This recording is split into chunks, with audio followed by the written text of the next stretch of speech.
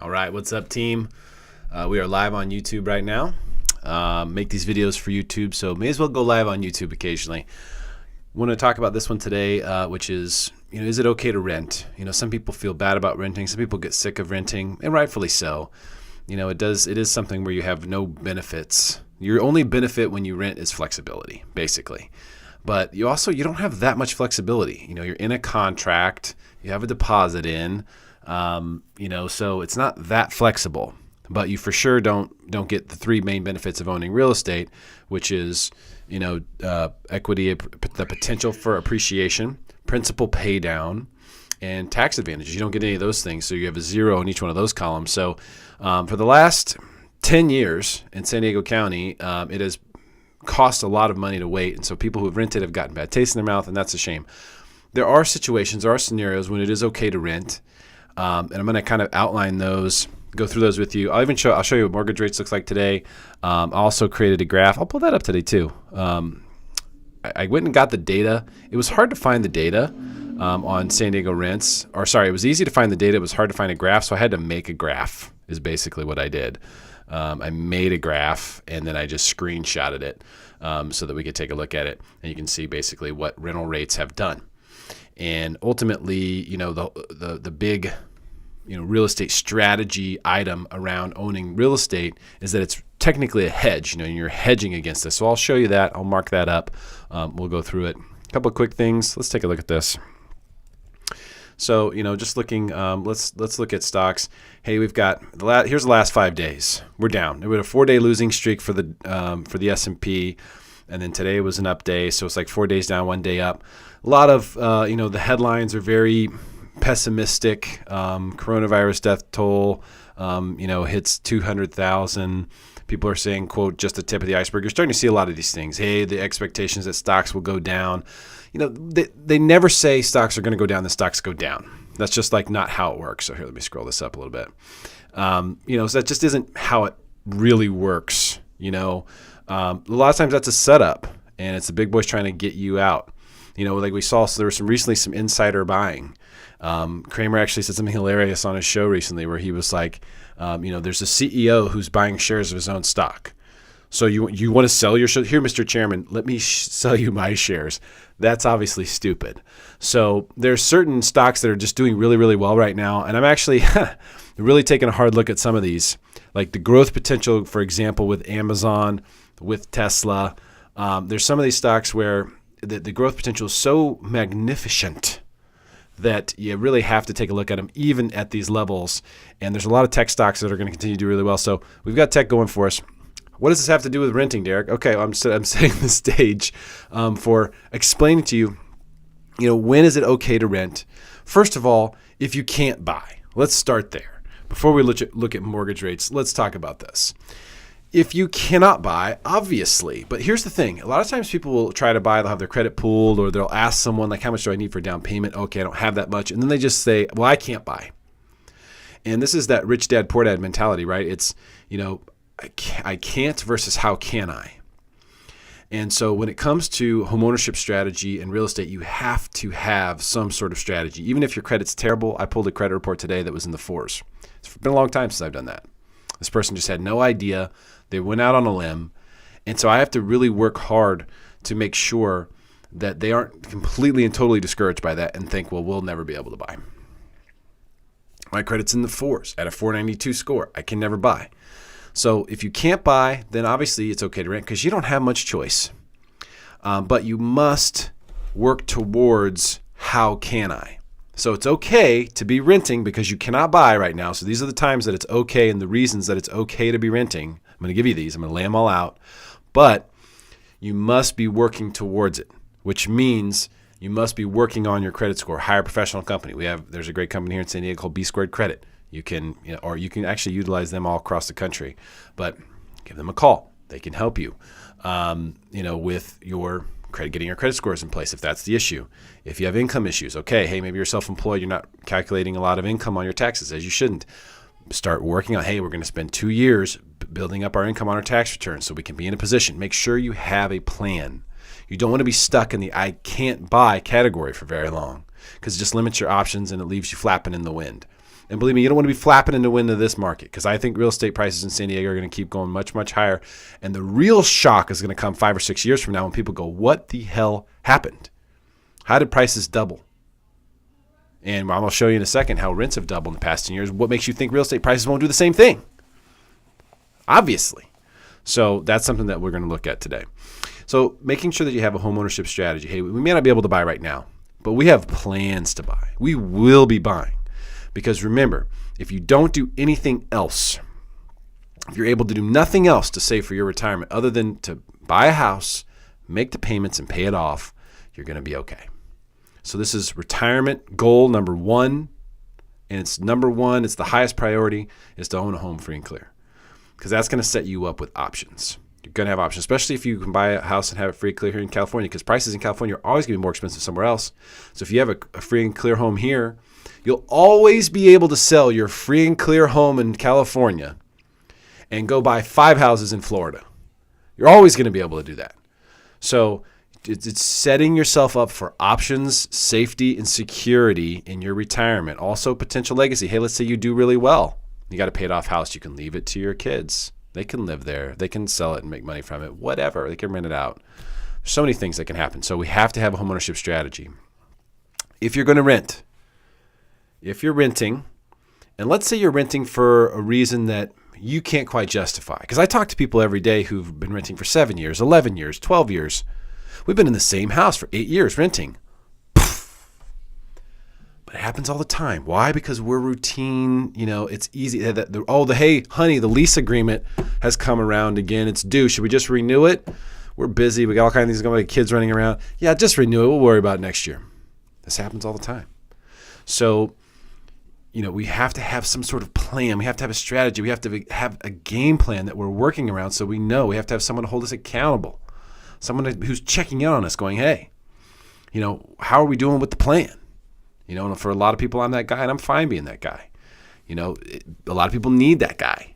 You need someone there to be knocking on the door and going, are you still giving money away to this guy? Because when you rent, that's basically what you're doing. It's a huge favor you're doing for somebody when you rent.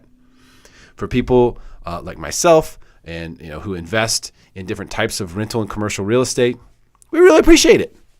We're extremely grateful. But for you and your family, it's something that needs to be temporary. There's always going to be people who need to rent, but it needs to be temporary. So if you're going to be renting, make sure you're renting well beneath your means. This is the big tip of the day, really, for my renters out there. This is it. Because when you're renting, you're not getting any of the 3 pluses of ownership, but you can sort of control it.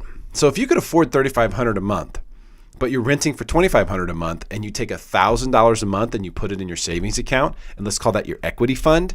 This is going towards the principal of this is going to be part of your down payment on your future home purchase. You're effectively paying principal towards your future home, which you don't own yet, every single month. If you can do that, that really takes the sting out of renting, because what it is you're paying down a loan that you don't have yet by saving that money. And in doing that, you're effectively getting one of the 3 benefits of ownership, which is principal paydown, even though you're renting. So this is really important. Rent well beneath your means to the extent that you can put principal payments towards your future home into the bank every single month. If you're doing that, then you renting is a much less of a financial mistake. Let me try to think of a nice way to put it. So it's much less of a financial mistake if while you're renting, you can be putting money into savings that will go towards the future down payment and ergo the future principal of your home purchase. This is what I call equity replacement, because you're not building equity for sure. You're not getting appreciation anyway. You're not getting any appreciation when you rent. But you can get what's called principal pay down, which is normally what happens when you make a mortgage payment. Some goes to principal, some goes to interest. The principal gets knocked off the loan, right? The interest you write off against your income on your taxes. Beautiful thing, especially if you're active duty.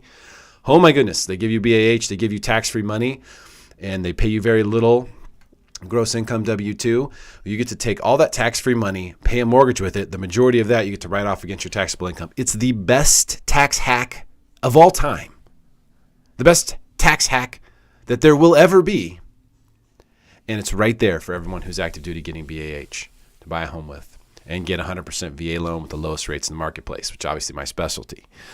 So that's an amazing opportunity. So if you're renting because you have to, that's one thing. But if you have to, you can't let that be the end. You have to take that and go, all right, I'm in a position where I have no choice but to rent, but I also have to have a home ownership strategy. I have to have a real estate strategy in place for me. And the sooner the better.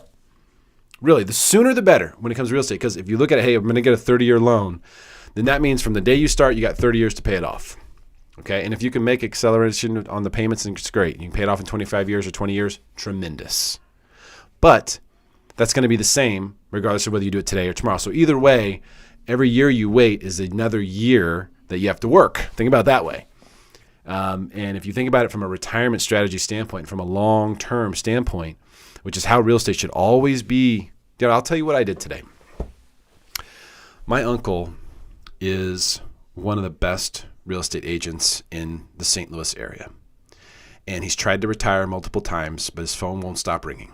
People love him. He's a great guy. He's easy to talk to. He's super smart. He's no bullshit. He's everything you could possibly want in a great realtor. I called my uncle today and I said, Uncle Tim, I'm looking to buy some land. Now, this is a guy who's done development deals, huge deals. He's done 9-figure deals in Missouri. So he's done these huge development deals, and I know he knows what a good piece of ground looks like. And I just said, hey, I'm looking to rotate some money out of paper and into ground.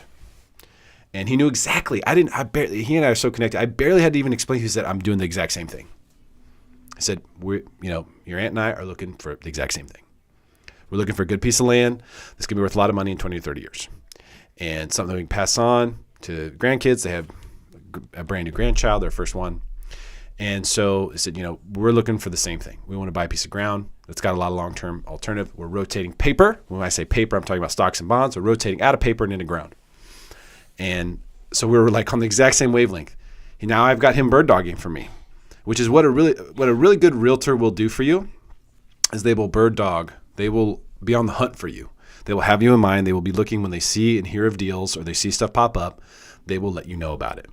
Now, there's something that we do need to talk about on this front while we're going there. And the reason I'm telling you that is because real estate makes so much sense. The macro implications of there being only a finite amount of it, and know that there are people who are professional real estate developers and flippers and builders, and there are people who are out there attacking that limited amount of this stuff that exists and have been since the beginning of time. And that attack has only gotten bigger and stronger and wider. So if there's ever a time to grab a hold of some of this stuff, and by the way, there's still lots of it available. There's lots of land available. Land that's partially developed, land that's raw, completely undeveloped, not just in California or even Southern California, but all over the place. There's huge tracts of land that you can buy near Yellowstone Park. I've been looking at those. There's huge tracts of land in Idaho, in Montana, in Wyoming, in Utah, in everywhere. They're still there. Some of them overpriced. Here's one of the cool things about land, though, and I'm going to show you about mortgage rates. That's why I pulled this up. One of the cool things about land is that it's way more negotiable. There's never really a seller's market. May as well go back to this. There's never really a seller's market in land. Land moves slowly. So if you can find someone who's a land owner that is motivated and ready to roll, you can take them to the cleaners. I don't know why I'm trying to be so PG. This is YouTube, for goodness sakes. But you can take them to the cleaners. And the biggest, most makes you want to jump off a bridge moment in my entire real estate life was passing up the opportunity. So stupid. It was 20-some acres. I think it was 26 acres. Ocean view. 26 ocean view acres in Carlsbad. Okay. Now, at the time, the land was undevelopable because there's a endangered bird that lives in the land. So there's, at the time, you cannot build on the land, but you can buy it. I knew the agent. The agent told me that the seller was pretty desperate and told me that he had it listed for $300,000, but that he would take $60,000. She wrote it up. She sent it to me. Why I didn't sign it, I will forever be punching myself in the face, because those 25 acres of ocean view property, So stupid. That I could have got for 60 grand and just forgotten about it. Just pay the taxes and just forget about it. One day it's going to burn down, or they're going to decide, hey, we need to clear this area out so that it doesn't burn down all these houses and catch on fire or whatever. At some point, that ground, that 20-some acres, is going to be ocean view condos for sure. And I'm going to tell my grandparents about how I missed out on the chance to make tens of millions of dollars with 60 grand in. So ground is different. Ground is different. It's a different type of thing. And I'm going to actually do some segments specifically on ground. But what I'm going to show you right now is just kind of what's going on with interest rates. So right now, and this is MBS Highway, Barry B puts his stuff out. You can see we got 3 basis points today. Really, really just weak action. I'll be honest with you. Let me just zoom in. Oh, it's not going to work. Okay. So right here, you can see, look at this is the last 2 days. Look at that. That's like a crosshair. That doesn't look like a candle. It's like such little action, very little range, really, really tight. I don't understand what's going on here. I'm really just kind of dumbfounded by this. And then another really tight day. Now we gained 9 basis points yesterday, because remember we closed right here. So we moved up 9 basis points, then we moved up another 3 basis points today. So we're going back in the right direction, because as you can see here, for the last 3-4 weeks, we've been going down. So the trend here for the last, I don't know really a good place to draw this from. Let's call it right here, maybe right here. The trend has been lower, okay? And lower bond prices means higher mortgage rates. So we really want these prices to go up. Like if you look back here, all this action over here, this was great. This was rates just dropping every day. We've kind of had the opposite going on. So it hasn't been as fun. But it is what it is. And if we really look at the short-term trends here and we draw another line here, you'll see that, let's just try to make them even, we've got a real squeeze going on here. I mean, this is a super-duper squeeze. So something's got to give here in this little sector.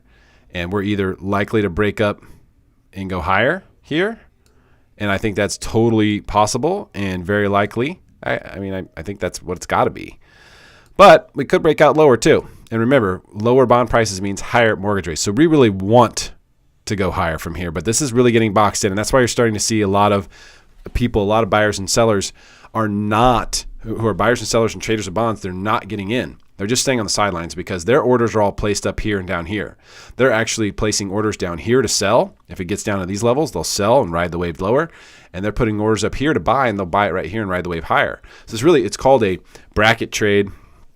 And it's very common. And that's why you're seeing low volume, which is really bizarre based on the amount of securities that the Fed is pledged to buy every single day. It's really bizarre to still see that, but that just shows you how many people are like, I don't want to be a part of this. I know this is breaking out. Hopefully it'll break out higher. Hopefully there's a bunch of buy orders up here, and then it'll run it back up, and we'll see rates go back to the all-time lows. But if we just look at, I want to show you a couple things. So let's get this up. And these are probably the 2 most important things. Let's see. Let's consolidate this down. Now, this is rent data. See if I can get this into the picture here. So this is rent data. I learned via a tutorial on YouTube how to take rental data, which was in basically an Excel type format, and plot it using Excel into a graph. So that's what this is. It's not super professional, and I don't know how to control the fonts, but from January 2011, which is where this began, and you can see this is looking at like 2-bedroom, 1-bedroom, 3-bedroom, with these different characteristics here. And you can just overall just look at the trend. It's quite obvious, right? This is what's happening. It's going higher and higher and higher. And so the big point, the whole purpose of buying real estate is that you can lock in your costs for 30 years. You can essentially get at least your principal and interest portion of your payment locked in, dialed in, and your taxes and insurance will vary a little bit, maybe increase over time if your property value goes up, which is good. So, you basically get to fix your payment in, and that's a big reason why you want to buy, because look at what's happened. Now, if you look at San Diego real estate prices over the same period of time, you're going to see basically the same thing. Just straight up. Values have just gone straight up. And, a big reason for that, let me see if I have that right here.